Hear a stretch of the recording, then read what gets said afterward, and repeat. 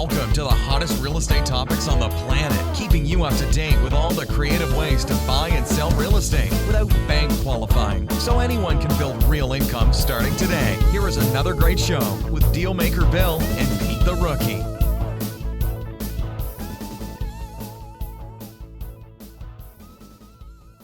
All right, here we are at another episode of Flipping Houses for Rookies. Morning, boys and girls. The whole neighborhood knows I'm here now. Don't scare anybody. So, Peter, we're on episode number 196. All right. And today's episode is called Reality Arrives. Reality Arrives. Running a real estate business virtually. Dun, dun, dun, dun. Okay. Ever wonder how the internet could instantly increase your real estate career? Well, I think a lot of Americans took cyberspace as a convenience and as a part of life, sort of like a car or a cell phone, until the coronavirus swept the world, and overnight we are forced to stay home and not do things that we took for granted every day in our lives. Yeah. During this attack, you would expect the real estate business to fall to its knees, only because how do you look at houses, sell houses, without showing them, or all of the stuff in between? These were the questions I was asking myself when the governor of my state closed it down, wondering if I would need to close shop and wait for it to blow over, which I considered, until the support tickets from my website started pouring in and asking me how we're all going to survive in this pandemic. Yep. At this point, I realized the decision to shut down would affect a lot more than me and my family, but many others. So that's when I pulled my team together, went into overdrive, and figured out Went into overdrive and figured out how things I would have never known if this didn't happen to me. And today, I'm going to share it with you. Uncensored, Peter. Uncensored. Hey, be careful. I'm listening. You're listening? Your neighbors, watch out. My neighbors, yeah, they could hear me. So before I start, I would like to invite our listeners, or YouTube people, or wherever you're seeing us on any one of the social channels, to please subscribe to our podcast or wherever you're watching us, because every week we have a different topic. Obviously, we've done 196 shows. And the one thing that you and I have done, Peter, which I am very proud of, and seeing as how I'm the guy that's writing the checks to keep us going, I guess I get the first chance to talk, huh? That's right. Be a dumbass here. Yeah, that's right. You write the script, I jump in, and we move on. What I'm really proud of is that we've had some guest speakers, one or two, which are just usually students or people we know. Like we had Maureen Miles here with the apartment buildings, or just people that we've met. What I haven't done is I haven't had any advertising. I fund it myself 100%. Yeah.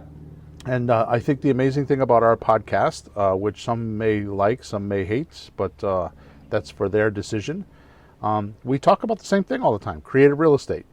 And there is so many aspects of it that we've gone 196 shows without having run out of content. And every week we manage to talk about something different, right? If you are in the market of learning how to be a creative real estate investor and understanding how to buy property without bank loans, without credit, without risk, and all that kind of stuff, these podcasts are for you. The reason why is because if you don't know me and this is your first podcast, you don't know Pete and this is your first podcast with us, I have been doing this for 16 plus years and have bought and sold well over a few hundred houses for myself, and at least that many, if not more, for my clients or with my private coaching clients, and never used a bank. So, and we just talk about that. That's what we talk about, all the different aspects of it, and anybody that is even remotely being close to me knows that I definitely let the fur fly. I'm not worried about keeping secrets and charging people money to get my knowledge. Only because I know that what happens is most people don't implement. So I could tell them how to do it, but they won't do it, right, Pete? We run into that all the time. Yeah, well, that's not untypical. And people join the bowling league and they quit. They join this and they quit. Gym, they quit. Start reading a book, they put it down. Follow through is important, and it's not always easy. Exactly. While you're learning it, but once you get it down, it's not that complicated. It takes some continue. It takes some push through. Well, what doesn't? I mean, you want the money to fall in your lap? Let me know how that works out. Right. So the important thing is that I'm trying to get to is subscribe to our channel. Make sure you give us a review because we review the reviews. And we hear what you say. If there's a topic or something you want to hear about, please let us know, because obviously every week we're not looking for, but I just draft contents from wherever it comes from in my head, and I would not mind at all talking about something that the audience wants to talk about. Mm-hmm. So let's get on with episode number 196. So I'd like to start off with saying this. Imagine this. Okay, I want to paint a picture for you. Imagine this. You have a car. It's just an everyday run-of-the-mill vehicle. Right? Yeah. You use it all the time to the point that you start taking it for granted. Mm-hmm. It's just there whenever you need it. Stop changing the oil. Stop washing it. Stop what? Stop washing it, waxing it, just drive it around. Maybe not check the tires as often as you should. Peter?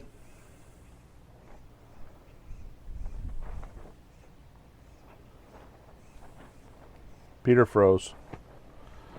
Yeah. So for those of you that are listening, what happened? Oh, it's my internet connection. Yeah, you freeze a little bit once in a while. Did I? You still there, Peter? I am. There you go. Are you? Yeah, you're freezing a little bit. Can you hear me now? I lost you for a minute. I lost my connection. Yeah, I can hear you. Can you hear me, Peter? Yeah, I can. Can you hear me? Yeah, so I lost my internet connection, I guess. So there you go. So for those of you that are listening, I apologize for that, because we are. I'm actually in Florida. Peter's in Connecticut, and we're separated. And this is probably how we're going to do this for a little while, because that's what we're going to do. Anyway, so I was saying that if you you use this car all the time, right? So if you had, let's just start over again. Imagine this: you have a car, just an everyday run-of-the-mill vehicle, right? Yep. You see it all the time. It's always there, to the point where you start to take it for granted, right? Mm-hmm. You use it for going back and forth to the grocery store, right? You forget how fortunate you are to have a car. Yep. Right? Yep. And then, where some people don't have cars, and you forget that people don't have cars, and that there's people that take buses and taxis and all that kind of stuff. You just take your car for granted. It's wherever you park it all the time, right? And it's just there whenever you need it, right? You totally take it for granted. Then one day, there's an accident that causes you to put a person in the car and have to take them to the hospital. Oh. Right? Some accident, not even a car accident, just some accident where their life depends upon it. Mm-hmm. And you need to take them to the hospital as quick as possible so they don't die. Jesus. Okay. Okay. You're painting a picture there, Bill. Yeah, so it's like, I was going to say, somebody's going to have a baby and you got to get them, but that wasn't as dramatic as I want to make it, because this is how I feel. So you have somebody that's going to die, and if you don't get them to the hospital, they're done. Mm. And this could be a loved one. This could be anybody. It's like you really care if they live. Right. Okay, and this car is what's going to save their life. Okay, and it's the exact precise tool that they need in their life to get them to a doctor who could save their life. Are you with me? I'm following. It's like a very specific thing. Nothing else could do this like this car. Yeah. Right? You can't use a horse, you can't use a snowmobile, you can't use a boat, an airplane. The car is the exact tool that you need to save this person's life. And it has to be your car because your wife's not home, your neighbors aren't there, and it's just you and the car and the person. That's it. You look around, there's no help. It's just you. It's instantaneous. Yep. Right? During this emergency, the car does amazing things that you had no idea it could do. Right? But it was there for you when you needed it the most. Yeah. Prior to that, it was just like in the background, always just there, just in case you want to go to the grocery store or pick up some booze or get some food or, go visit a friend or whatever, right? Just to make your life easier, okay? Now, I promise you this. Because of this emergency, you would have found new and higher limitations with the way this car could perform. Right? Yep. If it wasn't for this emergency, you may not know what this car, you would have never tested this car. Right? I'm sorry, it sounds a little bit familiar. Some years ago, I got a call. It was actually police, and I had to rush to the hospital. One of my kids was in the hospital, and it was 1:30 in the morning. I mean, I was in that car before my wife could put her slippers on, and that car, I think it was one that you sold me, red Camaro. That thing flew down the highway, Bill. I mean, it flew. Yep. I mean, and there was no one around, so I just flew like a jet. And I didn't even notice the car. I was there so fast. So I know what you mean. So from that day forward, your life changed because of that car, right? You had an experience, and things were different because of that car. Well, I still remember the story. Look at it. That's 15 years ago, maybe. I still remember, it's pretty indelible in my head. That was it's pretty amazing. Yeah. Cool. So, here's my point. I'm not here to talk about cars. Where are you going with this, Bill? I'm waiting. This is going to be a good punchline. What is it? No, somehow we're going to get this back to real estate and oh boy, so what is it, Bill? When this pandemic hit, my life, I wasn't sure how close it was going to affect me. But as the days went on, I couldn't help but to think this. Okay? Nothing ever stays the same. So for me, the internet was this vehicle. Yeah. I use it every day. I check my emails, I this and that, and then all of a sudden, it became life-threatening for me.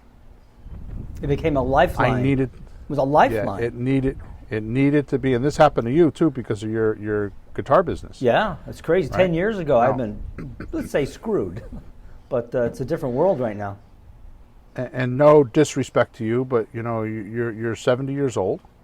And the internet is not a friendly thing for our society, or our age group. Yeah, there's not the familiarity. My 4-year-old granddaughter a few years ago picks up the thing, iPad. We didn't have that. I didn't have a computer. I was in my 30s before I had a computer. 40. Right. Yeah, you even had one. So you were forced to do things in your business that you would have never done had it not affected your checkbook. Luckily, I had done some Skype over the years here and there for snowstorms, people away on vacations, so it wasn't completely, but I never did 8, 9, 10 in a row.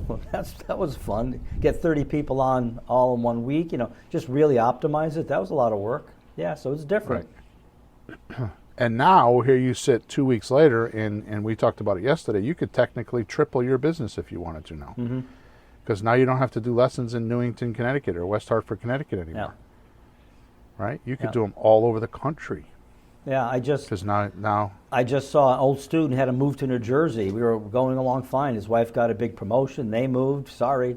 If I had thought of it, well, we could have done online lessons then, but I didn't think of it. The necessity wasn't there. See you later. But I got the opportunity. Happy birthday today. By the way, I'm doing online lessons. Sure. So it's a different world, and we're all learning something. We're learning more from this thing. Right.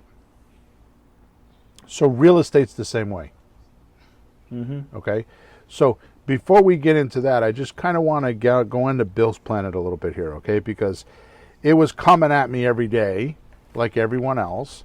And with me, you know, I tend to talk to, in the course of a week, between the podcast, emails, coaching clients, you know, just in all the circles and all the things I'm in, I tend to talk to between 8,000 and 10,000 people a week.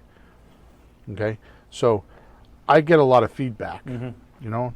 I get a lot of stuff, okay? Yeah. So as I'm getting this data, I'm trying to figure out what the hell am I going to do. Technically, I mean, I had some closings and I had some money put away, and it was like I could just stop. I have enough money, right? I could have just stopped for the month or two, and it wouldn't have affected me. Yeah. I mean, it would have taken some money out of a savings account, but I could have just stopped. But the more I got support tickets, and the more I realized that it's not just affecting me. What about all my students and coaching clients, and what about all them? That's right. It made me start to think this. So here's where my head was at. You ready? Yep. Uncensored. Uh-oh. Okay? Nothing ever stays the same. It's either growing or shrinking. Kept going like this, right? Yeah. So as soon as I started to sort out in my mind that starting to shrink is like it's like an emergency, right? It's like you're starting to slip away from a normal. Like you're like this is what I normally do, but it's starting to slip. Yeah. It's not quite like a danger or a catastrophe yet, right? But it is slipping. So it's like an emergency. Right. It's not quite at the danger spot, but it's like heading that way. It's like this like, it's like driving down the road and the traffic light is green and then it turns yellow. Right. It's not red yet. You don't have to stop, but it's yellow. So like there's an indicator, a telltale there, like, uh-oh, it's going to change. Caution. Yeah. Okay? Sure. And if things aren't growing, that's sort of, if things are growing, so that's shrinking, right? So things either grow or they shrink. So if things are starting to grow, then that's sort of like an expansion, right? Or as you and I call it, it's an affluence, right? Right. Which is, if you think of it, it's not normal again. It's a little bit more. It's a little bit better. It has abundance to it. Right. Right? It's like a little bit more than normal.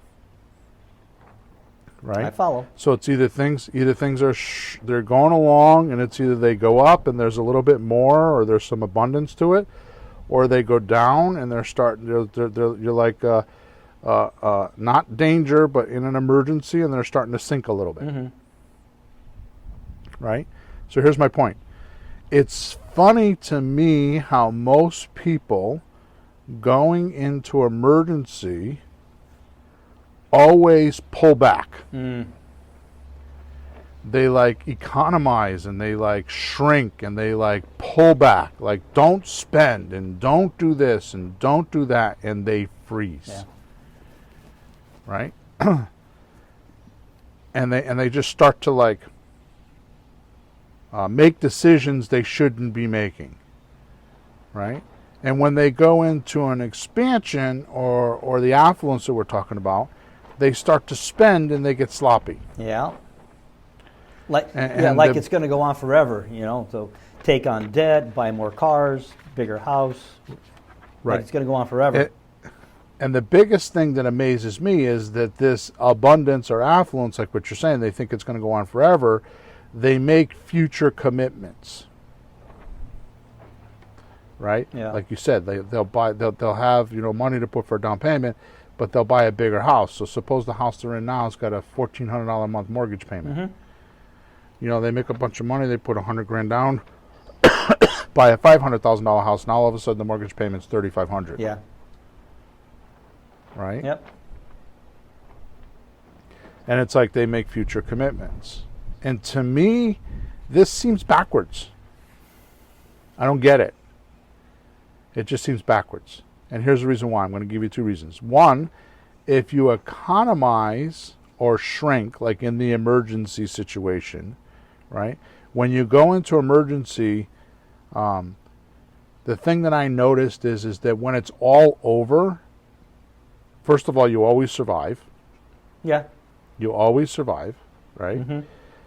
Because it's just emergency. It's not danger, or it's not catastrophic. It's just an emergency. It's just a slip past the normal operating basis. Right. Right? When you come out of the emergency, if you economized or pulled back, you're always smaller. Sure. You shrink. And if it's an organization, your organization shrinks. Like my wife's company had something like 14 employees, and now they have 4. What's going to happen in a couple weeks or a month or whenever when this virus is gone? You think they're going to get all 15 people back? No, it's not. No, they're going to shrink. Not likely. They applied the wrong formula Oh. because they economized and they shrunk. They're going to come out of it smaller. Now they might be better. They might have better quality. They might have better service. They might have better everything, but they're going to have less. Right? Number 2. Go ahead. I'm just breathing. Go ahead. I'm thinking of examples, but to me, if you're employed by somebody and you get a paycheck every week, it's the same paycheck every week.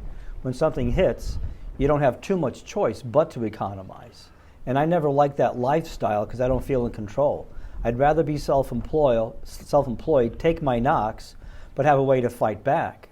So even while this is happening, I'm fighting back, and it feels better than like sitting around and waiting for something to turn around for you. And it's no offense to people. My sons have jobs. One of them works, one of them half works. It happens.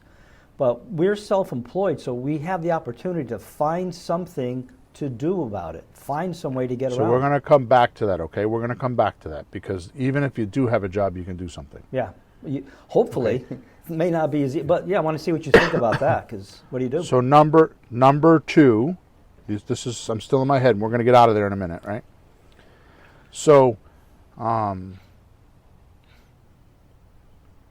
number 2 is if you go into an affluence, right? If you don't economize or reel in when, or reel it in when you have an abundance. So if you don't economize or reel it in when you have an abundance or an affluence, when it's all over, you will not have. What am I trying to say here? You will not only have sustained. So in other words, if you have an affluence, right, and it goes down, yeah, right, you'll just sustain. You won't come out of it. You'll come out of it bigger. That's what I'm trying to say. If you economize. If you economize. Yeah, I'm thinking about what you're saying. I get the idea that when you when you hit an affluence, the income goes up, the business is doing better, you think, oh, it's going to be like this forever. Celebrities do that. Sports people do that. They get a big chunk of money like it's going to last forever, and something happens, you blow your kneecap out, you can't be an athlete anymore, and you've put yourself at that higher level. But when you first hit that level, and you think, oh, I got all this money, in a sense, you're wasting it instead of taking advantage of having all that money. Hang on to it. How many of the properties have we looked at that are $10 million? Well, not a lot of them, but I have. $10 million properties because an athlete bought a house that's 10,000 square feet. Oh, Yeah. Why does he need that? I don't understand that. I mean, almost everybody that I know could live in a 1,000 to 1,500 square foot house. Mm-hmm. Why do you need to have a big house? Yeah. For more stuff, because you have more money? Yep. I mean, listen to the George Carlin. What is his name? George Carlin. His routine Carlin, about yeah. stuff. Stuff. Yeah, stuff. Right? That'll wake you up. Oh, yeah. All right. So if you go into an affluence and you did things like buy new cars or houses and to live in or boats, etc., when the abundance goes away, like I talked about before, you're stuck with all of this expensive stuff. Yeah. Right? And you end up back to number one, which is the emergency. Yeah, and you kind of did it to yourself. And I, as you're talking about, I know what you're talking about, but the way you're explaining today, it makes me think, don't waste that extra. Hang on to it, sock it away. My father, as a barber, had very successful clients, CEOs, governor, senator, top people. Famous people walked. Joe DiMaggio walked into the shop. Danny, famous people. Luciano Pavarotti, famous people. A lot of them owned big, businesses, and some of them stayed in their nice little homes and drove their little cars and didn't do the stupid thing, and they were comfortable their whole lives and didn't. The store eventually closes. This store goes out of business Right. 20 years down the road, and the guy's in good shape. Right. He just hung on to the money, just had a normal life and had fun and didn't blow it. Didn't try to raise to some crazy level that is hard to sustain. That's exactly right. Yeah. So here's what I'm saying is, what if you did it backwards? Mm-hmm. So when you go in, so right now what we're saying is most people, when an emergency, will economize or pull back. They shrink. And when they go into an affluence, they like promote and they get out there and spend more money and let people know what they're doing, because they're out and about trying to get things done. What if you flipped them? Yeah. What if when you were in emergency, you promoted and you got out there, like you're talking about with your job? If you lose your job, well, to me, what's the definition of scarcity? The definition of scarcity is you're not looking enough. Yeah. It's not that it's not there. It's what you think isn't there. Mm. Right? So scarcity is not looking enough, not knowing that there's more. Right. Right? So in this particular case, if you slip into an emergency, why not promote yourself? Why not get out there and let people know what you're doing? You know what I mean? Right. Let people know that your skills, or you're available, or just get out there and just promote. And then when you're in affluence, you economize. So you reverse them. Mm-hmm. So when you're in affluence, like you said, you hold back, and the extra money, which is a good way to put it, you invest it in, facilities that will give you more money, or assets, or that's what Kiyosaki talks about all the time, is invest the money in assets that will give you returns. Sure. Right? I mean, you go online and look at Kiyosaki, and his statement, I think it's from Rich Dad, Poor Dad, might be Cash Flow Quadrant, I'm not sure which one, but you see his statements about assets should make you money and liabilities cost you money. Mm. And he gets bashed on the internet about that, but that is probably the most sanest definitions of asset and liabilities that I have ever heard. No, that's really good. It tells you what your stuff is doing for you. Is your stuff costing you, or is your stuff making you money? I mean, if I wound up with an extra $100,000 in my hand, I could go buy 2 fancy cars for me and the wife, or I could put it as a down payment on a building, an apartment, or a house, and rent it, or do something. Put it to use. Right. Try to make more money with the money before you spend it. And then make more money, and then buy the damn car. Right.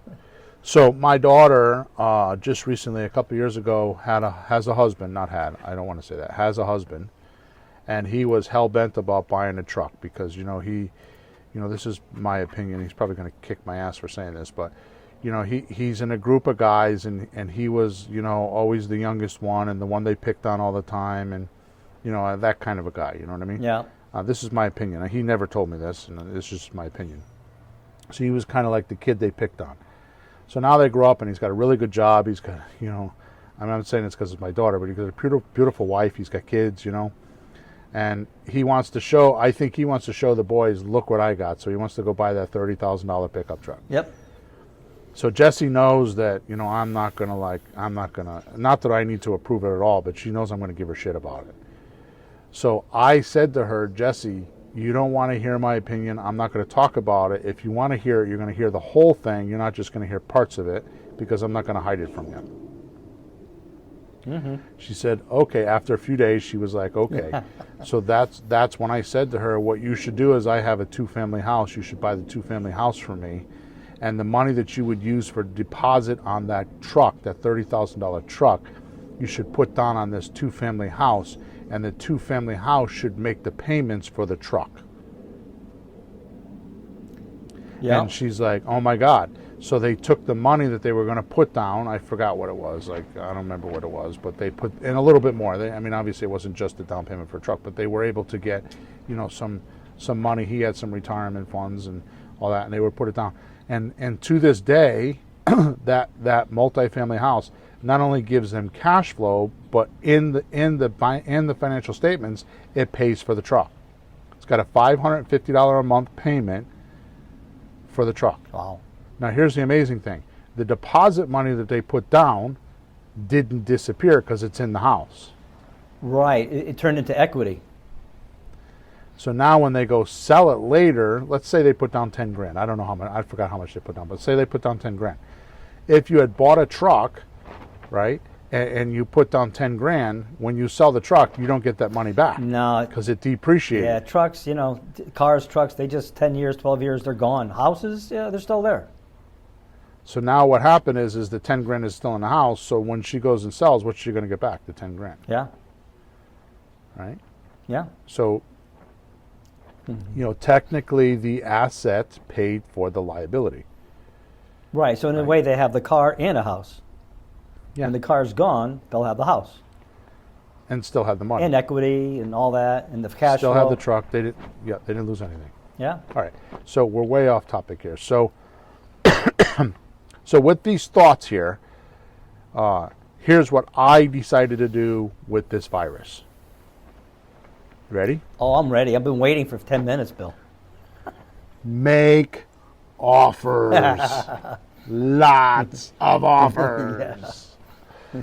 Make offers. You're right. But here's what happened. That's my outflow. So you say somebody lost their job, right? Yeah. So what could they do? I'm going to tell you right now, if you go to flippinghousesforrookies.com, free stuff, there's a crap load of stuff you can do on there.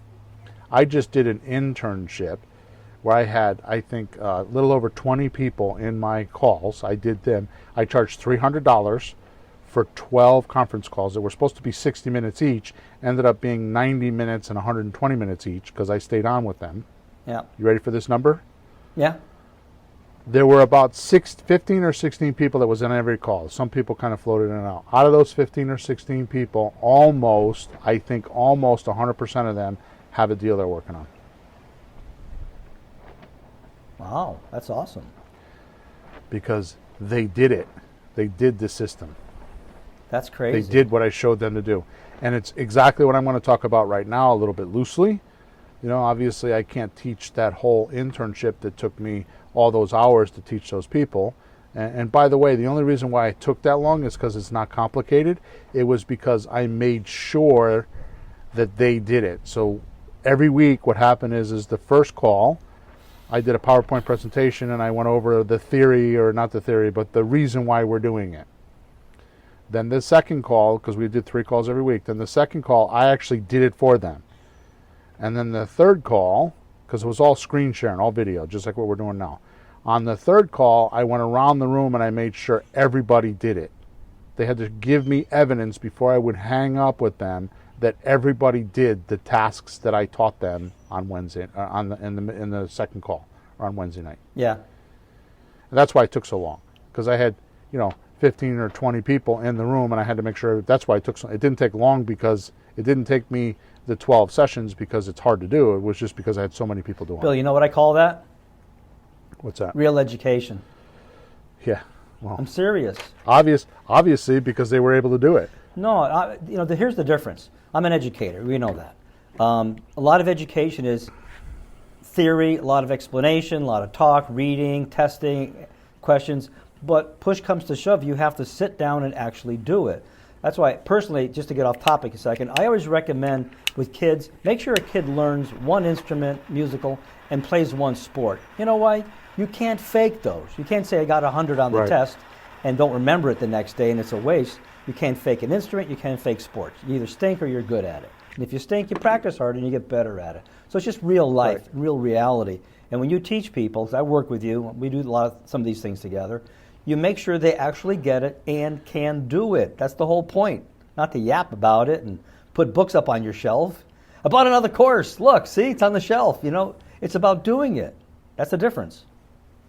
And to my point, and what you're saying, I had one girl from Hawaii who didn't have a lot of leads.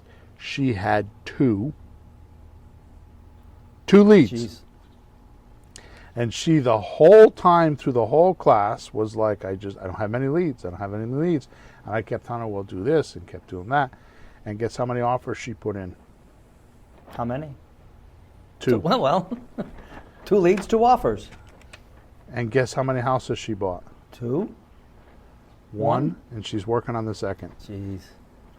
She's working on a slot deal right now that I think will make her probably 20 grand. A slot deal, 20 grand.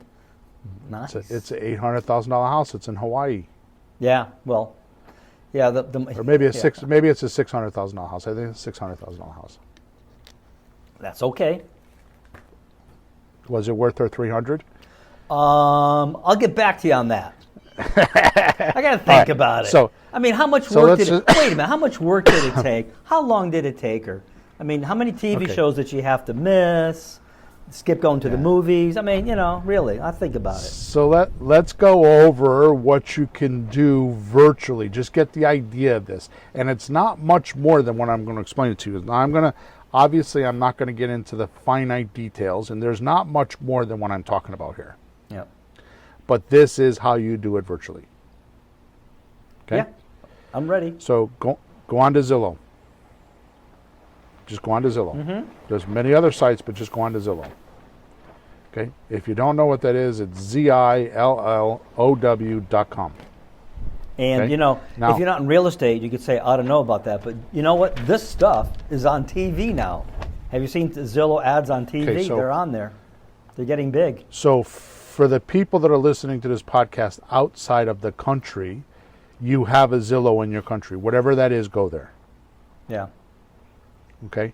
So first thing you're going to do when you go on to Zillow, on the top of the page of the Zillow page, there's a sort feature or a search feature that you can set criteria in there on what you want to see. Is that like a filter? Yeah, it's at the very top of the page. Okay. Okay? Yeah. You're going to set that filter for this. First box, and if you want to know where it is, there's a blank search box there, like where you put the address in, all the way to the left of the screen. This search filter is to the right of that blank screen. Okay. Okay, so here's what you're going to do. The first box is going to ask you what kind of a seller you're looking for. So you're going to want to get a for sale by owner. Okay, if you don't set that, you're going to end up getting properties that are listed with realtors, and this isn't going to work. And it will work. It just there's other steps you got to take. So for right now, you want a for sale by owner. Does this make sense? Sure. Well, you're trying to hone Okay, in on the right market, the right people. So to make this work, Right. you're just filtering what's most obviously going to work and focus on that. So if you're listening to this in the car, you better come back and listen to this again, because I'm going to give you some websites and stuff, and you're going to want to write it down. Okay, just don't listen to it and think you're going to remember it, because it's not going to happen.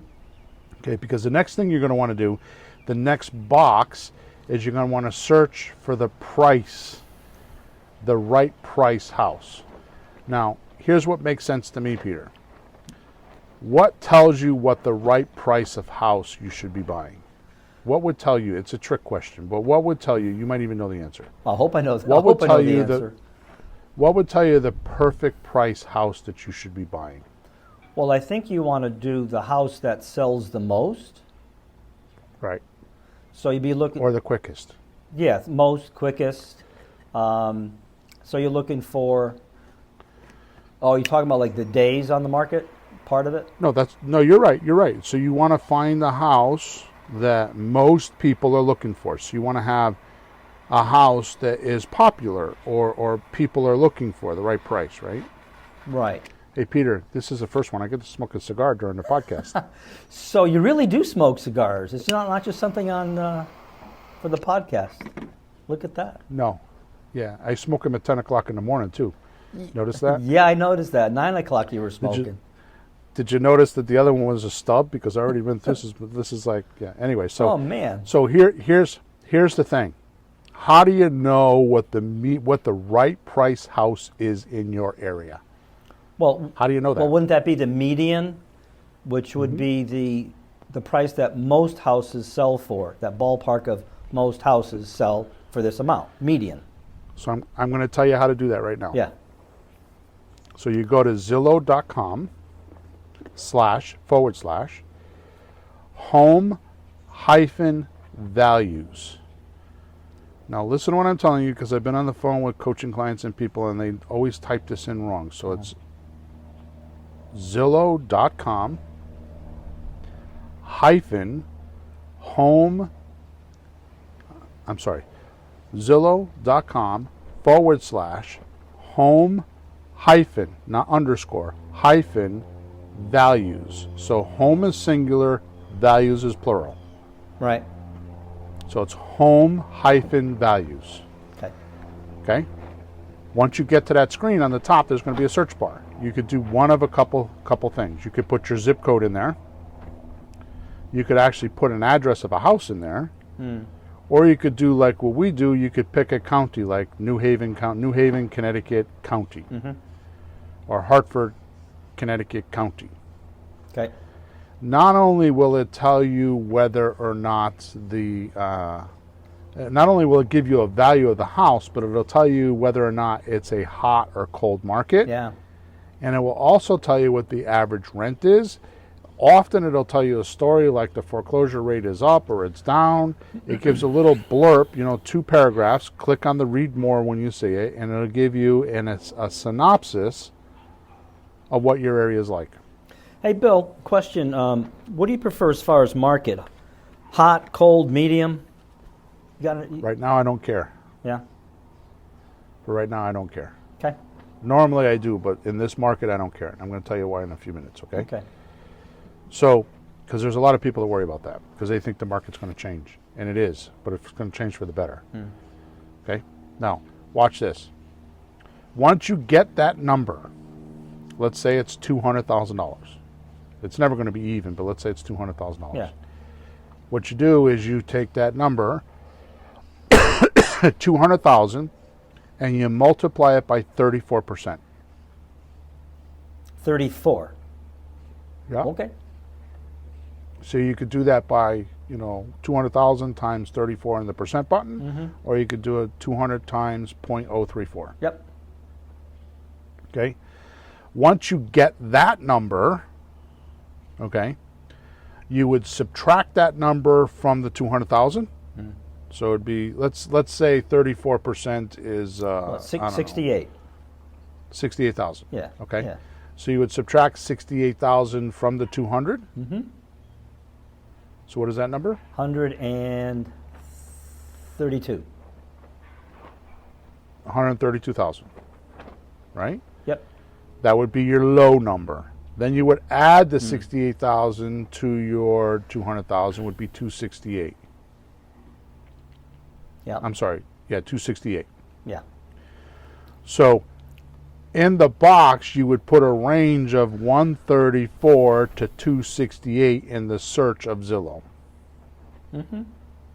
Because you're going to get your low number and your high number. So you got a ballpark higher and lower than the median, just to have a ballpark, because it's close enough to buy and sell houses in that range. Correct. Okay. Correct.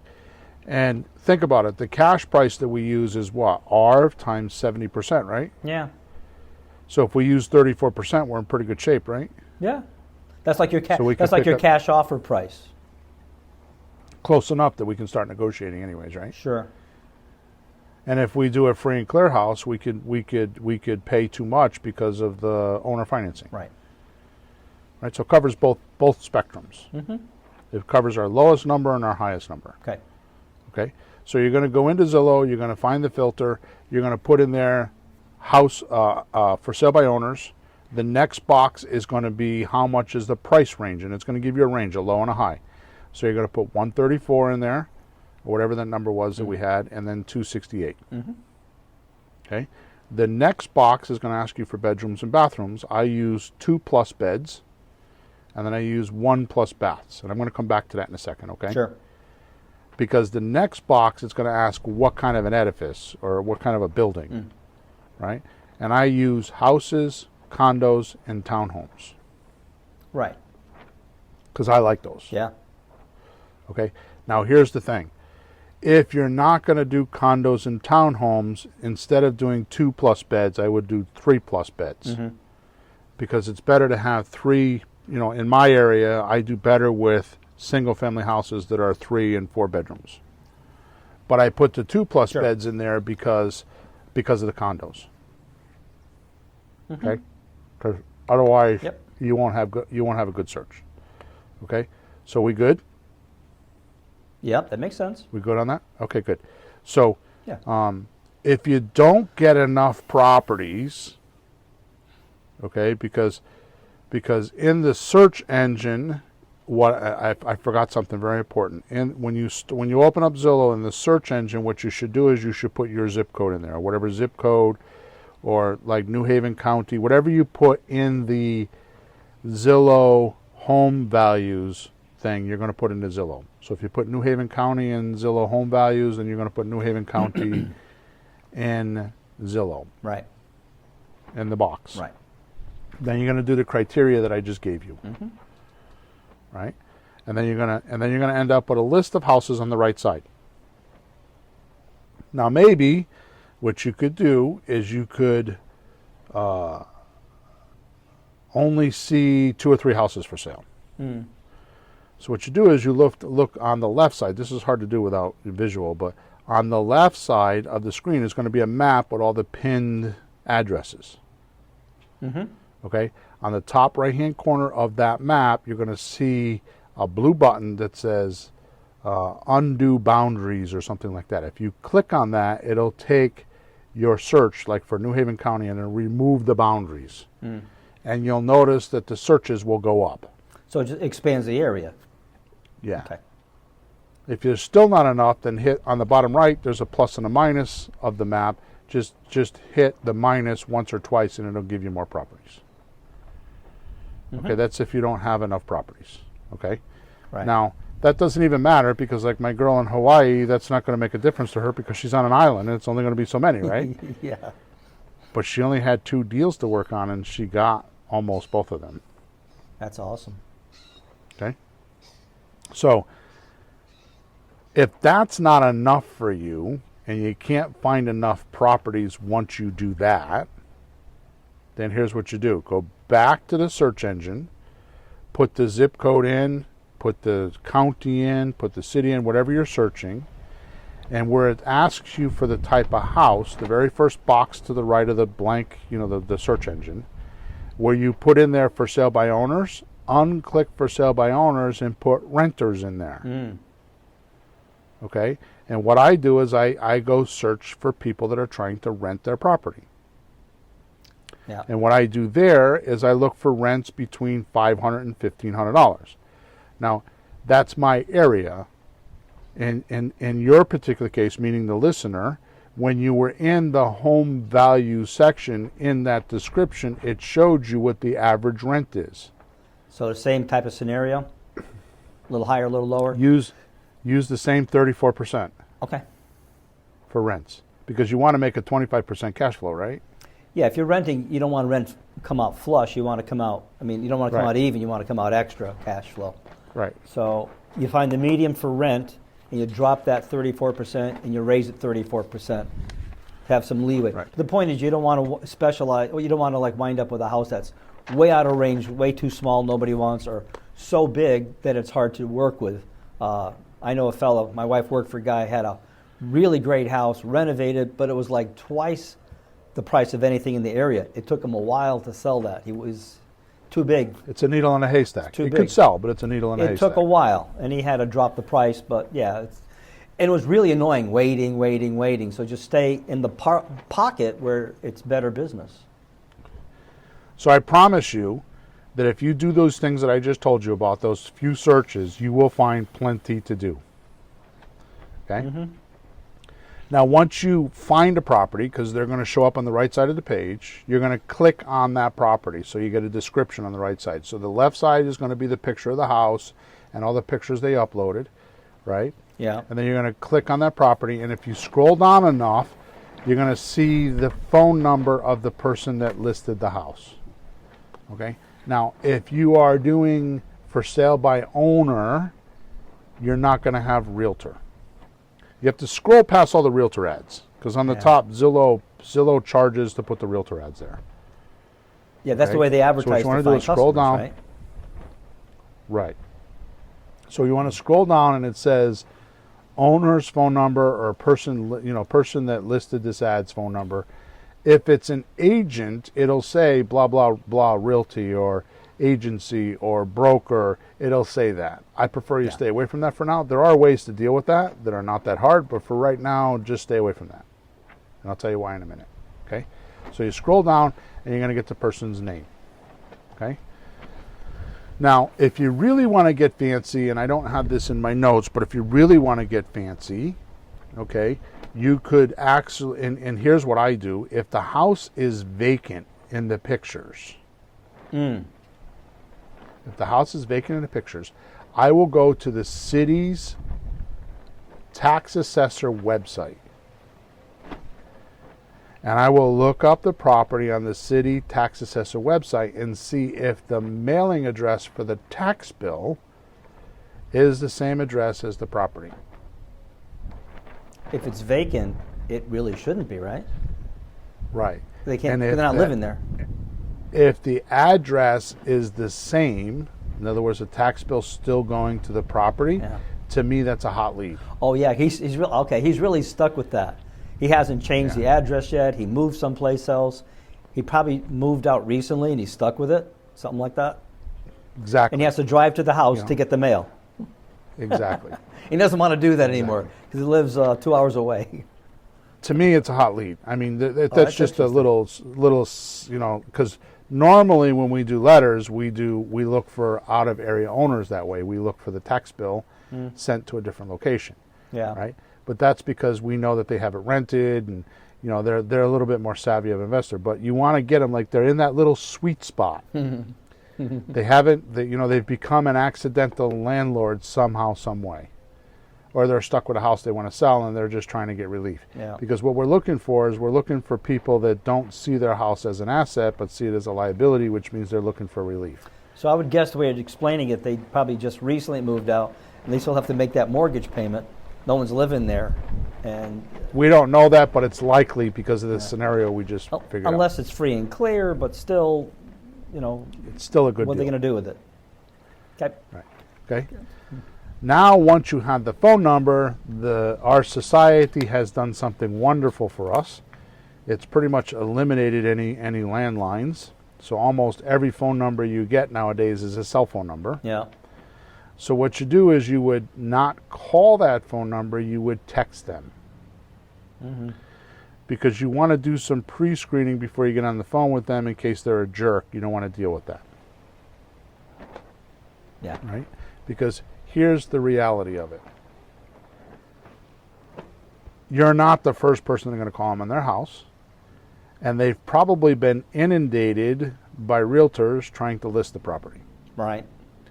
Because it's a national statistic that 88.7% or 87.8%, one of those,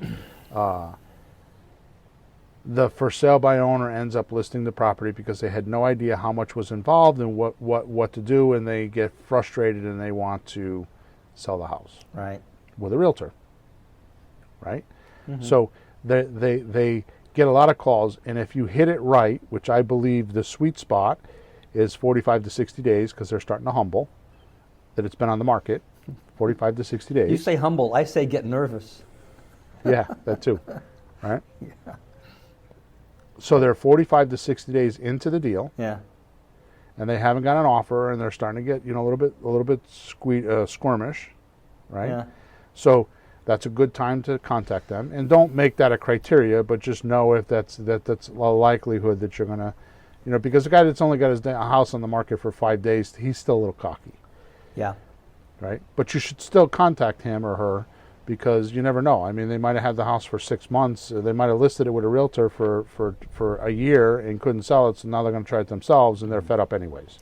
Well, it certainly doesn't hurt you to know this. I mean, if you don't have a ton of leads, you're going to send the offers anyway. But if you know it's a brand new listing and the guy says, nah, I'll wait, you figure, well, it's brand new. He's still there. But if it's been 2-3 months and he's saying, I'll wait, you're not going to bust his chops, but how long you've been trying to sell it. If he knows, and he knows, he's going to get a little, maybe more flexible. So here's something I'd like to tell you. That's not on my notes again. I keep going off script today. I just created, and I say I, a.k.a. Emma and I, because Emma did a ton of work on this. We just created something that has never been created in my history of almost 20 years in real estate. We created a virtual assistant portal. So what I found is I wanted to start hiring virtual assistants for $5 an hour to start doing this stuff for me. And I thought I could go buy some training where people would where I can have an investor like myself actually train my virtual assistant for me, so I didn't have to go make all of the videos, all the training. Like, how do you find a VA? What country do you go to? How much should you pay them? What do they do? What do they don't do? How do you interview them? All these questions I had, right? Well, I had to figure it out. Yeah. So, when you say virtual assistant, the virtual is an actual person someplace. It's not just software and computers. It's an actual person working virtually online to do the work for you. My virtual assistants are in the Philippines. Yeah. Okay. So if you want to see that training, which if you have a job and you're looking to get in real estate, this program is perfect for you, because you can get a virtual assistant for $5 an hour, $125 a week, to find you leads and make you a deal within 30 days. Wow. So if you want to find that, it's at flippinghousesforrookies.com/VA, V like virtual, VA assistant. Okay? In fact, I don't even know if it's on my courses page yet, so you might have to you might want to go to Flipping Houses for Rookies and click on the courses. You might find it there by the time you listen to this podcast, but it's there.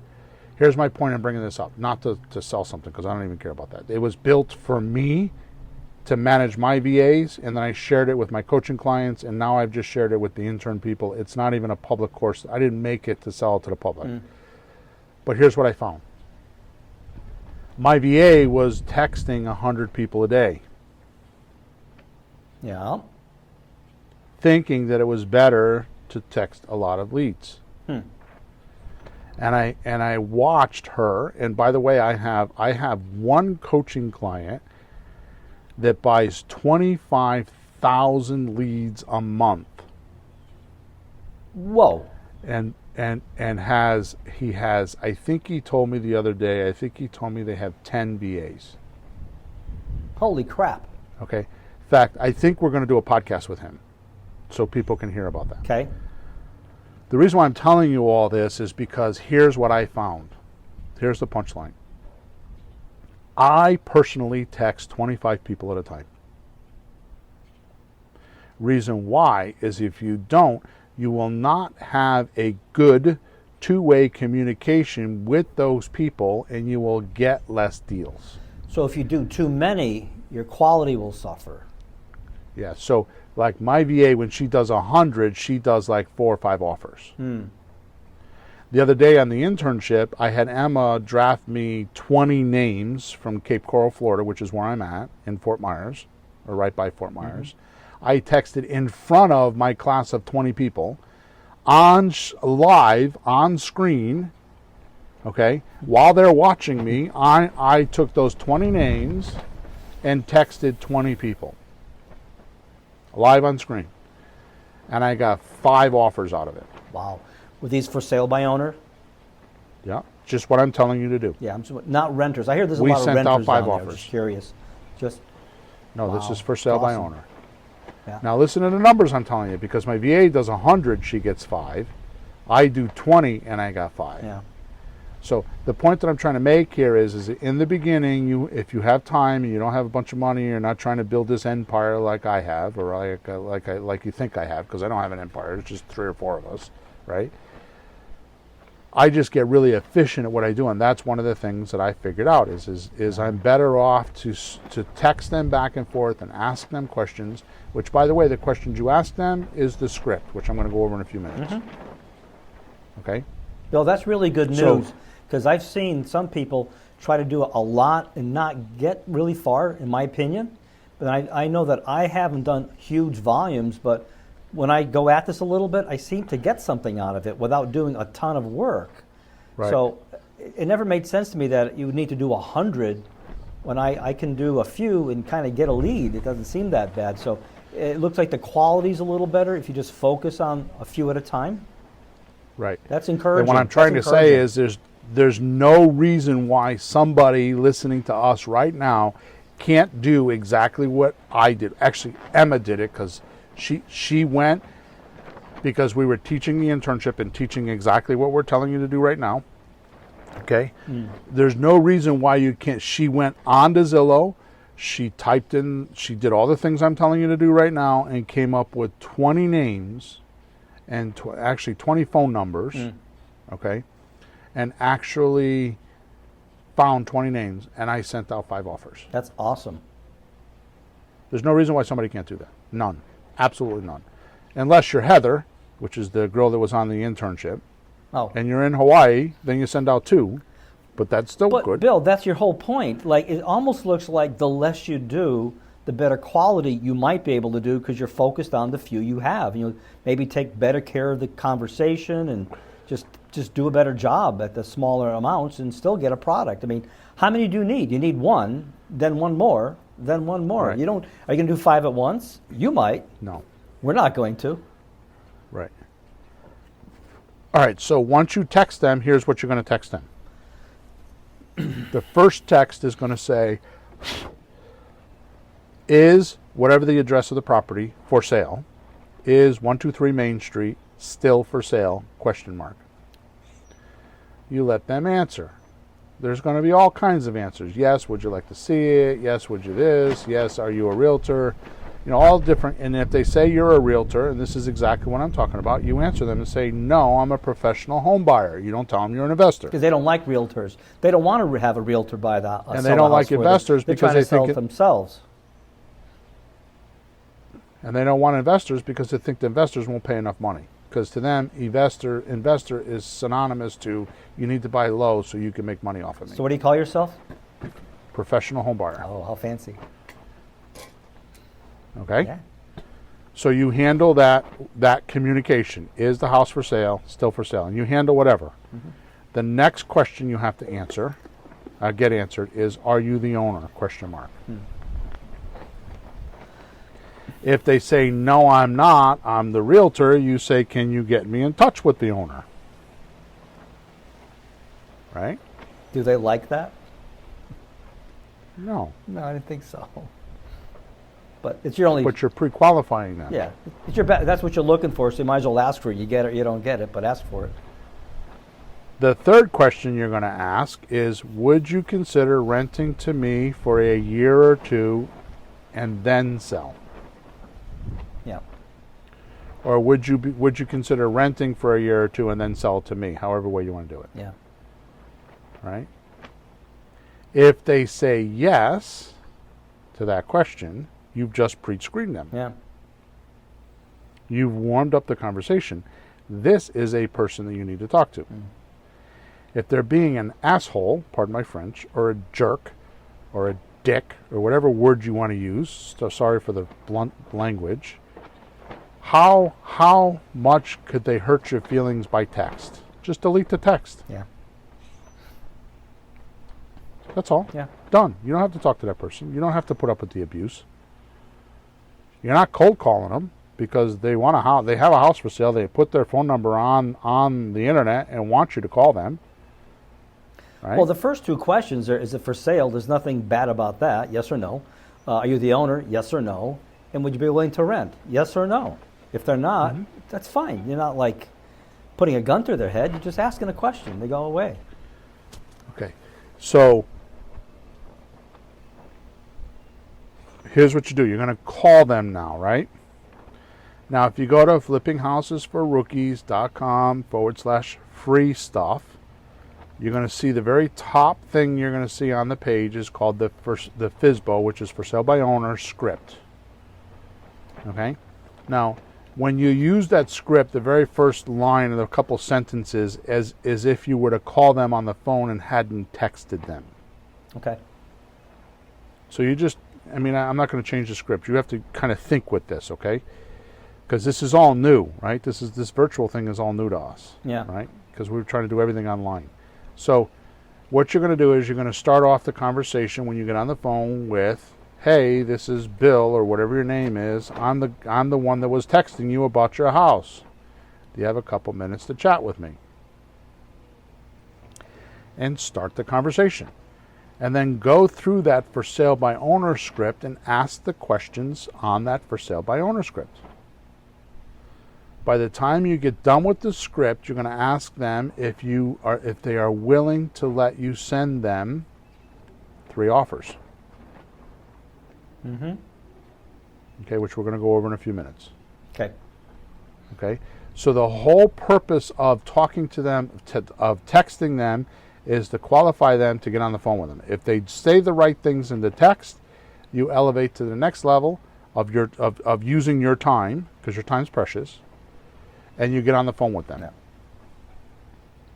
When you get on the phone, the purpose is to find out if they are willing to do a rent-to-own, a slot deal or a lease option deal, right? And you're not trying to close them. You're not trying to do anything. Don't give them a seminar. All you're trying to do is figure out if they are interested in taking payments until you can pay them off for a minimum of 2 years. Okay. Okay? If they say yes to that, then say, can I get your email address and your mailing address, and I will send you an offer. That's the only purpose of the call, none other. So you're not trying to close them. You're not trying to do anything. So just to clarify something, originally you said a year or 2 renting before buying. Now, contractually, we want to get 2 years, but the 1 year still is valid because it could close out within a year, right? It could happen if the person gets qualified. Yeah, so we're gonna write a lease for them for 2 years, but the person that goes in the house could qualify for a house in 6 or 10 months. Right. So it was still true what you said, the 1 or 2 years. You're not changing. Right. So just because I just saw the difference there. So it's still the same idea. It could be earlier. That's why you say, okay, good. Okay. Yeah. In case they say, I thought you said a year. Yeah, it could be a year. Right. Yeah. Okay. Good. Okay. Now the next thing you're going to do is you're going to send them an offer, right? So. So the offer is going to look like this. You're going to write them some sort of letter. The first page is going to be a letter that says, hey, this is Bill. I talked to you on the phone the other day. I texted and talked to you on the phone the other day. It was good talking with you. I really like your house. Some conversation. It doesn't have to be long. And you haven't even really seen the house except for online, but you've seen all the pictures. We're going to get to that. Okay. We don't care about the house right now. Yeah. We only care about the motivation of the seller. We'll qualify the house later. Yeah, I'm saying we haven't even bothered to go look at it yet. We don't have to do all that work yet. We don't need to. Just send these out. We don't need to. We only go look at houses nowadays if the person signed contracts. Yeah. That's the virtual thing. Okay? So the first page is going to be, well, hang on. Before I get to that. So the 3 offers you're going to construct is going to be a slot deal. And if you want to know how to do this, go to flippinghousesforrookies/free stuff. Matter of fact, if you go to Flipping Houses for Rookies now, I have a special because of the virus where you can get a free course on how I make these offers.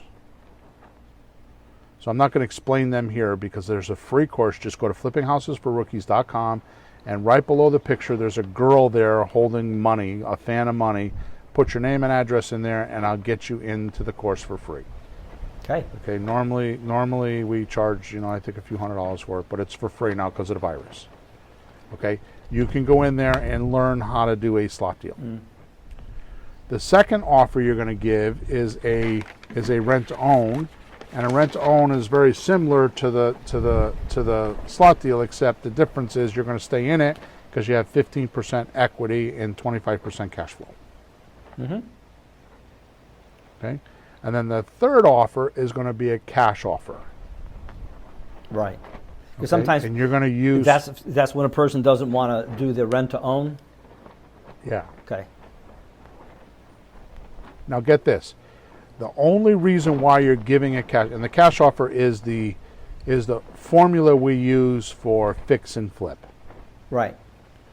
It's the after renovated value, as we call ARV, times 70% minus the repairs, minus $5,000 for wholesale money.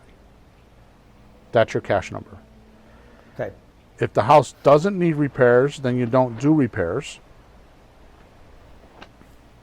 Can you still hear me? Because my internet keeps flicking in and out. Can you hear me? It freezes. It freezes a little bit, but I don't want to stop the flow because I'm sure the recording will be okay, right, for people listening in. Yeah. Yeah. So. Okay. So I follow. You don't have to repeat from me. I follow it. Okay, good. So the Mayo formula is after renovated value times 70% minus repairs. If you have a house that doesn't need repairs, then just don't do minus the repairs. So if you got a $100,000 pretty house, then you do $100,000 times 70%, and then I pull back $5,000 just because. Because your closing costs, you're always going to have to cut a lawn or pay an electric bill or whatever. Sure. Okay, so you just pull back another $5,000. Hey, Bill, I have a question. Yep. In the initial texting, you're asking if you're willing to rent the home a few years before you sell it. If they say no, how do you decide when you're going to send the cash offer? If they say no to the rent, it's still a cash offer. Right. You don't do. If they say no, you leave the lead. Oh, you just leave it. And you just put, we're just using the cash offer as a comparison then? Yes. So the cash offer is exactly that, because here's what happens. Here's what I found. If I call you up and you're asking $200,000 for your house, and I start talking to you about $200,000, how much do you think I'm going to pay? $200,000, I hope. You're hoping I pay $200,000. So if I start talking to you about taking $1,500 a month for 24 months, what are you going to think? I'd rather have $200,000. You get it? Yeah. That's it right there. Yeah. So it's So just, if you don't give them a cash offer of $125,000, they're just expecting you're going to pay $200,000. Also, they're expecting. Pete, hang on. Yeah. So if you give them a cash offer, it sets the pace of you're not paying them the $200,000. Okay. So now they're willing to listen to the other numbers. So go ahead, and you're probably going to say something similar to that. Go ahead. Yeah. Well, also, if you put an offer in of $125,000, they may figure other people might too, not just you. They might be thinking, geez, investors are only going to give this much, because it should be similar guy to guy. And that gives them an idea of what the market's like and what to expect. And the time payment offer then looks better. I get it. Okay, good. So the thing to realize is if they say yes to the cash offer, it's usually, by the time you do the formula, you'll realize it's about 50 or 55 cents on a dollar. It would not be hard for you to go sell that to another person, go to your local RIA, send me a support ticket, maybe I'll buy it. Somebody will buy that deal for that number if they say yes. Yeah. So don't get nervous. Even if you don't know how to do that deal, do what I told you to do before in the emergency formula and go promote, because you're in emergency because you got a deal and you don't know what to do with it. So go promote it. Go to your local RIA, send me a support ticket. Go on social media. There's a way to get rid of that house and make $5 or $10,000. Right. But you're not committed either just because they like the offer. You don't have to buy it just in case. Just as an out, if it doesn't work out, you're not stuck. You don't have to buy it. But it's a great offer. It's a great deal. Talk to your friends. Talk to people with money. Like, are you kidding me? For that amount of money, I'll buy it. I'll lend you the money. You'll figure it out, or let's just let it go. If you really can't, don't get nervous about it. It's a great offer. So here's what happened. You tested them with the 3 texts, right? To see if they're motivated. Yeah.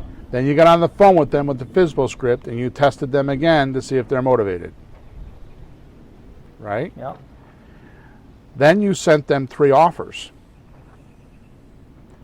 Okay? Now, let me just go over this because I started to say it earlier and I should finish it. I shouldn't have said it, but because I started that way, I got to finish it so I don't have a problem with some support tickets, okay? So the offer is, the first page is just a letter saying, hey, it was good talking to you. Second page is your letter of intent. And if you don't have a letter of intent, just go. I mean, I have them, but you got to be part of, some training to get them. And I'm not trying to sell you that.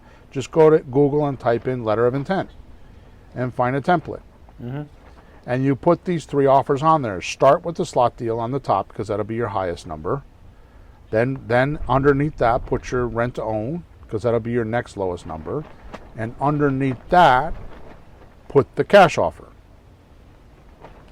Yep. Now, here's what I started doing that is worth listening to this entire podcast for till this point. You give them a 4th offer. Excuse me? You give them a 4th offer. Well, I'm glad I'm listening today because I hadn't heard of the 4th offer. Go ahead. The 4th offer is if you feel uncomfortable doing this deal with me, let me know because for a small fee, I can consult you on how you could do it yourself. Oh, yeah, the rent to own. Just listening to this podcast and knowing that you could match people's and help them. So what will happen is a realtor would charge them 1 month's fee to go find a buyer, right? Yeah, that's what they usually do. If they don't sell the house and they wind up renting it, or they just renting it if you want to rent it, it's a month, right? Yeah, a for sale by owner doesn't have, it's either they go pay a realtor commission and pay 6%, or where else do they go? Yeah. Would they give you 1 month's rent, the first month's rent up front? Say they're renting for $1,500. Would they give you $1,500 to help consult them? Yeah, so they could do the rent to own or the slot deal themselves, right? Yeah, so you can show them how to do it. Yeah, and as weird as it may sound, I've said this before in a podcast or two, but when I was first learning this, probably 4 years ago, my cousin was selling a house. They moved into a bigger one and it was empty. And somebody called to say, can I lease option the house? Can I rent to own the house? They looked at each other, what's that? A buyer. A buyer, yeah, it was just some lady. So somehow she learned this somewhere, and the realtor didn't do it. This lady called up and they made the arrangements. So she kind of finagled her way in, So it's out there, it's done. So even if you don't know how to do it, you can help them just by listening to my stuff or whoever else you listen to. You have enough knowledge that you can consult them to get a deal. Yep. I mean, even if you're self-confident, I mean, so your self-confidence is low, you can still charge them $500 to help them. Sure. And but I would not do that. I would get 1 month's rent. So if the rent is $2,000, then get $2,000 to consult them. Well, you should do that. But a beginner, if it got $500 to learn, it's better making $500 to learn than paying $500 to learn, or buy a $500 course and get the $500 back, whatever. And I learned that because we did this with Julie from the church. Remember? Yeah. That's where I learned it from. Yeah. It's like, oh my God, she just wants some help, and I charged her 1 month's rent. She paid me up front. Well, she didn't pay me up front because she was a friend. I knew her, but she paid me the money, and off I went. Yeah, you also didn't want to make that much money off her because she was a friend and she's kind of retired. Right. So, but you wanted to help her, and she wouldn't want it for free. She's a fair-minded person. But by the way, if anybody's listening to this thinking this is some weird new stuff, my friend who's owns a gas station repair place is an old Italian dude, almost as old as me, probably as old. And he said, oh yeah, we used to do those all the time. It's been around. This isn't new crazy stuff. You just might not hear about it a lot. So this is standard, normal. The oldest way to do real estate known to mankind. Standard, normal, creative. It's not weird. Jump in. All right, so we're almost done, and we're way into the podcast. So let's just finish up with a couple more things, okay? Alrighty. So we're doing okay. We're giving a lot of information. We're showing people now. What have we not done so far, Peter? We haven't left our desk. Okay. Yeah, 'cause I was thinking about that too. I'm up here in Connecticut with this going on, and we can't leave the house unless we have to buy food. We go out with masks. How are we going to buy a house? You can't go in the house. But this whole system, you don't do anything until it's done, and maybe not even go look Now at the house. watch this, Peter. Yeah. Watch this. You ready? Yeah. Here we go. The bombshell. You think you had good information so far? Wait till you hear this. Well, I've known the system, but I've caught a few good tips today from you reviewing this. Go ahead. So watch this. Watch this. So now you send Yeah. them the offer, which, by the way, I make my VA send an email with the offer, and then we use, I think we use ClickSend. I forgot the name of the website. I think it's ClickSend. We upload the offer to ClickSend, and they print it and mail it. Oh, actual mail. Yep, I do both. The reason why is because you might be talking to the husband or talking to the wife, one or the other, and they see the email and they look at the numbers and they're like, I wouldn't do that. And they didn't even read it. No, a hard copy is coming back. Magazines, brochures, hard copies coming back because how much emails do you get every day to look at stuff? You can't even see my stuff half the time. It's just too much stuff. Something in the mail, hard, it's worth spending the $1 or $2. So now when you get it in the mail, they'll lay it on the counter, and the person that didn't know what was going on will see it and say, what is this? And then it strikes up with them. Not to mention it's 4 or 5 days later. Yeah, so it's like So two offers that way, two communications. So it re-stimulates the offer again. So it's like you talk to them on the phone, and you made the offer. You send them an email, so the next day they read it again. Then you send it in the mail, and 4 or 5 days later, they read it again. That's 3. That's good. Right? Then 4 or 5 days after you mailed it, you call them up and say, what did you think? Okay? And now you're going to start talking turkey. Now, there's been many podcasts to teach you how to do this, but I'm just going to give you the scenario, what any investor needs to figure out on the call. There's no script. This is just the data that you need to know before you could do a deal. Okay. So the first thing you need to do is you need to talk about the price. You do not talk about anything else except the price. You don't mix these things. You do them start, change, stop, every one. Yep. They're one completed cycle of action. Start, change, stop. You don't move on until you get an answer. So you land on a price. Once you land on a price, you then negotiate the payment. How much are the monthly payments? Which, by the way, how do we do that, Peter? Well, you have a Let me tell you how we do formula. that. Yeah. Let me tell you how we do that. Peter, how much does it cost you every month for this house, including the taxes, insurance, mortgage, HOA fees, all that? What do you pay every month for this house? $1,550. Good. That's how much I'm going to pay. All right. Okay. And that's it. That's your negotiation. And you say it with casual confidence. Right. So you sort out the price, then you move on to the payments, right? And then the third thing you're going to negotiate is the term, meaning the time. So in this particular case, the negotiation process could be no less or no more than, I'm not doing less than 2 years. Yeah. Okay? That's a whole podcast within itself because you can overpay and do more time and all that kind of stuff, but we're not going to talk about that now. Yeah. Then the last thing you need to negotiate, and only if they bring it up, if they bring up some sort of a deposit or how much you're going to put down, you negotiate that. And when I say negotiate, it kind of goes like this. Peter, why don't you bring it up? Let's do a quick role play. Yeah, so what about your down payment? Oh, usually I don't pay down payments, but what do you think the least you could take is? Well, I need some moving money and some incidentals, so $3,000. Okay, so if I don't give you $3,000, would you still do the deal?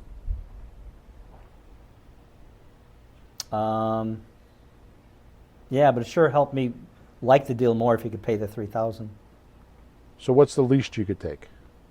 $2,000. Okay, so if I give you 1,500, can we put it together? Can you give me 1750? I think 1,500 would be what I could pay the most, because I got to get the money from my buyer, and I don't know if they're going to have it because I don't have my buyer yet. Oh, you get the money from the buyer on his down payment. Well, if all right, I would take 1,500, but if you get a good down payment, could you give me 2? I could give you 1,750. Okay, if it's a good, all right. That's it. All right. Was that hard? No, just go back and forth. Hey, Bill, I don't think you did step 3 though. The term? Did you say term? The time? Yeah. Oh, Yeah. just the 2 years. Right. Yeah. Okay. And then if you need more time, you could always negotiate it a longer time if you need. Yeah. Yeah, that's a whole other podcast. Okay. Now watch. So that's the 4 things you got to do. So the 4 things are the price, Yeah. the payment amount, the term or the time that you're going to do it, and then only if they bring it up to deposit. Okay. Okay? Yeah. Now watch this.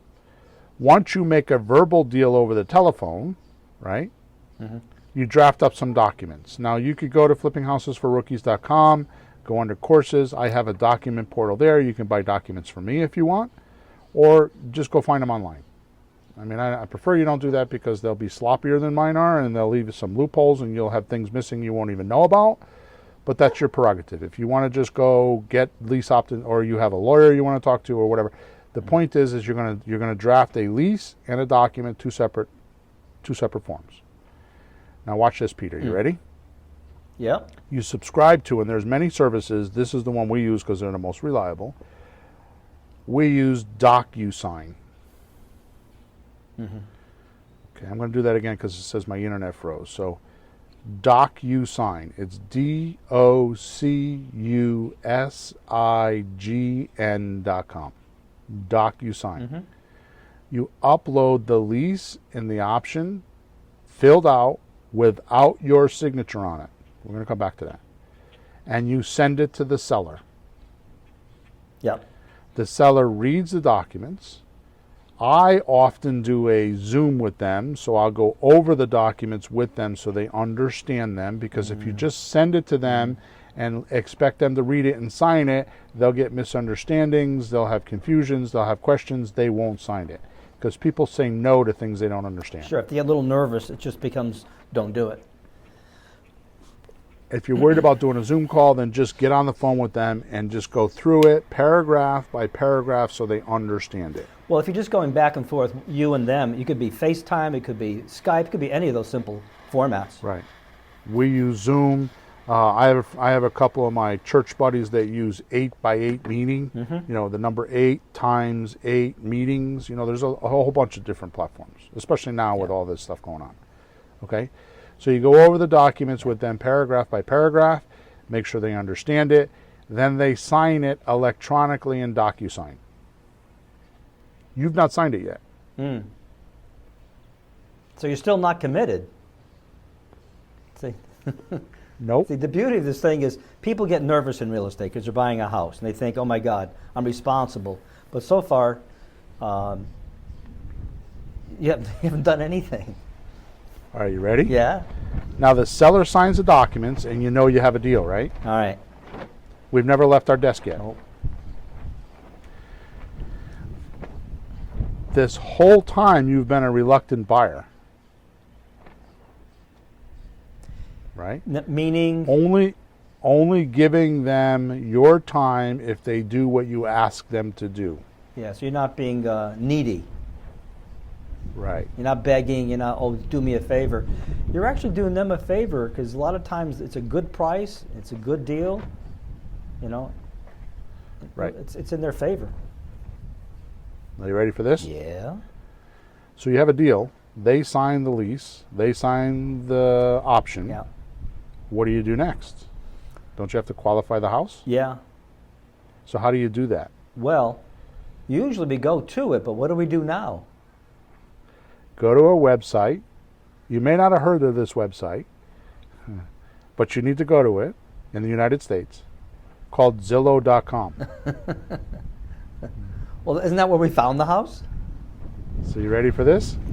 I'm going to give you a URL, Zillow.com/marketing/3 3D, D like in dog, 3D hyphen home. I'm going to give that to you again. Zillow.com/marketing/3D hyphen home.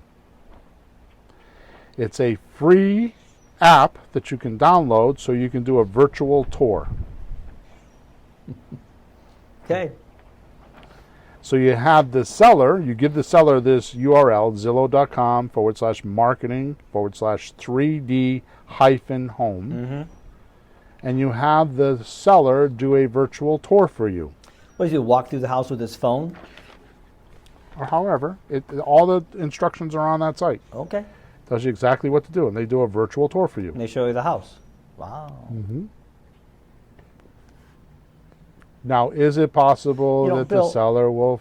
Is it possible that the seller will try to forget to show you something? Yes.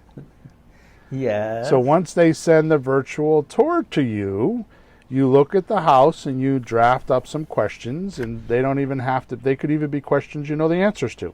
Mm. But they draft up some questions, and you call the seller back and say, hey, I need some more things you either need to take pictures of, or can we do a FaceTime with your phone so I can see the furnace? I need to see that where that leak is in the roof. Can you? And you do a FaceTime with them. Yeah. On specifics, not the whole house, just on specifics. Yeah, because they do the general thing and they just send it to you and you look at it later. Got it. Yeah. Okay. Now, here's the thing. You could put a mask on and put gloves on, and you could practice social distancing in the house. Mm. You could ask the person to meet you at the house if it's a vacant house, and not even go near them, and ask the owner to unlock the door and let you go in the house by yourself so they're not in the house. Mm-hmm. You could do all that. Yeah. Right? Or you could do this virtual tour thing. Okay. And you could look at the house. Got it. Now that we've looked at the house, do we or do we not have enough information that we decided that we want to do this deal? Oh, sure. Now it's time to sign the documents. Yeah. Yep. Wow. These are some of the things I've been wondering because of the situation. Like, at what point do we need? How do we do the house part? Very cool, Bill. You know, the weird thing about it is we always look at this from our perspective, like how this helps us. But think of somebody who's in a house that for some reason they have to sell. They might have lost their job and they found a job. Because right now people are losing jobs, but some companies need 4 times the workers they used to have. And they have another job, and maybe it's not in their neighborhood. Maybe they got to move. How do they sell the house? Think how much this helps them in that situation. Yep. Totally. Now, did we do a virtual deal? Virtually. You don't have to wear a mask and a regulator and all that stuff like the government wants you to if you don't want to. Mm. All right, before we end off, I know I'm going to get support tickets because we spent an hour and a half or 90 minutes talking about how you buy the house. Mm-hmm. I'm going to get support tickets on how do you sell it virtually. Okay. So, I don't know if we're going to do another podcast, which we might next week. Actually, what I'd like to do is, I don't know if we could do it next week, but in the next couple of podcasts, maybe next week or the one after, I'm actually going to see if I can get the coaching client that I have that buys 25,000 leads. Yeah. And buys 4 or 5 houses a month wholesale. I'm actually going to get him on the phone, and we're going to actually get him on and interview him. Okay. But in the meantime, you can go to episode number 104, which is entitled Selling a House Fast. So if you, and ironically enough, before all this happened, Peter, we always have sold our houses, or at least I do, and I taught you how to do it, how to do it without showing the house. We do it all virtually, don't we? I've been doing it that way for 15 years. 12 years anyways. Yeah. We sell all of our houses virtually. We don't talk to the people. until it's time to collect the money. Yeah, we don't go in. They can go in. We don't go in. Yeah. Yeah. They can see it. So they go there, but we don't have to. And now that we have this tool that I'm talking about, this 3D virtual tour, you could literally, which I prefer you don't do that, because if you put the virtual tour online, then they'll look at it and they'll make decisions and never go look at the house. We are human beings, which means we perceive things, and perceive means we get data through our senses. That's what perceive means. We get data through our senses. So there's things like smell and touch, and all that stuff helps people make decisions. So I'd rather have them be in the house doing that than a virtual tour, because the virtual tour will eliminate all that, and you'll have to show more people to get the same results. Yeah. I'd rather they go in the house, but like you said, the houses that we usually deal with are vacant, and they can go in and they can smell them and see them and touch them and fall in love with them. Pretty much. And even if today's environment continues a little longer, there's no reason they can't put their gloves on, put a mask on. They get in the house. There's a box and a code. They go in by themselves. Nobody's there. Right. They can walk around, look at it. Nobody's there. They can wash their hands. And they can leave. They can, so they're safe to do that. So if you're really worried about it when you're selling a house, which we haven't had to do yet because I don't have anything for sale right now, but if you're really worried about it, you could put a box of gloves, some masks, and a box of Perel or whatever disinfectant at the door, so when they come in, they can clean themselves, and when they leave, they can clean themselves, and they can put on a mask and gloves and walk through the house. If you're really worried about it. Yep. And some wipes, some Clorox sanitizing. Yeah, sure. Yeah. It's not that hard. Yeah. So, the one thing that I have noticed is that since this virus has started, my offers have doubled, almost tripled. Now, it's only been a couple weeks since I started doing it, so I can't tell you how many houses I bought because of it, but I know that if I have that many offers going out, the tsunami is about to start. Yeah. Right? And because of this virtual thing, which is one of the reasons why I'm in Florida, is because now I can do business in other places other than Connecticut. So somebody like my girl in Hawaii, who we talked about a lot about, doesn't have to do deals in Hawaii. She could do them somewhere else if she doesn't have enough deals. Right? Just like you with your guitar business. You used to have people come to your house. Now you don't have to because you learn how to do it virtually. Yeah, I have a student that has an illness that he can barely get around. It would take him 15 minutes to get into the house, and he can stay home now. Yeah. Someone else, the other side of the state's interested, and he knows me. And I have a good friend that went to another teacher because he lived far away from me. So. Yep. Doesn't have to be that way anymore. Yep. And the same thing is for real estate. Same thing is from real estate. Yeah. Okay. So we're a little bit longer than we should be here, but I think that we gave a lot of value today. Please send a support ticket if you have questions. And that's at flippinghousesforrookies.com. Top right-hand side is it says Contact Us. Please give us reviews. If you go to flippinghousesforrookies.com, you scroll down the page, you'll see there's 2 podcasts there. Just underneath the Flipping Houses for Rookies podcast, just click the link, and you can give us a review there. And definitely subscribe, so every time we do a podcast, you can automatically know that we're on air and you can hear us. Okay? Yeah. So any last questions, Peter, before we get out of here? No, that was pretty good. I picked up a few pointers. I know the system, but I picked up a few good points. And it's really encouraging to hear that less is more.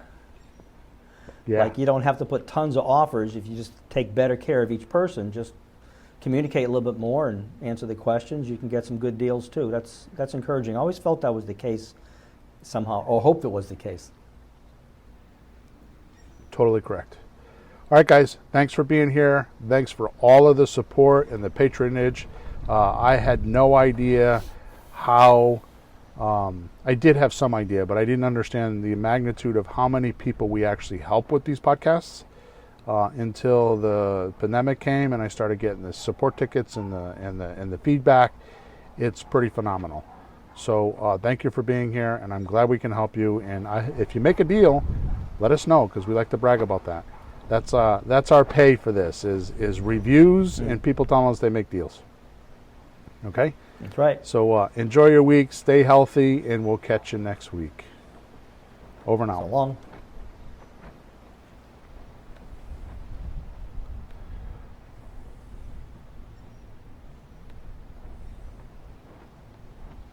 Okay, Peter. Okay. So stop the recording on your phone.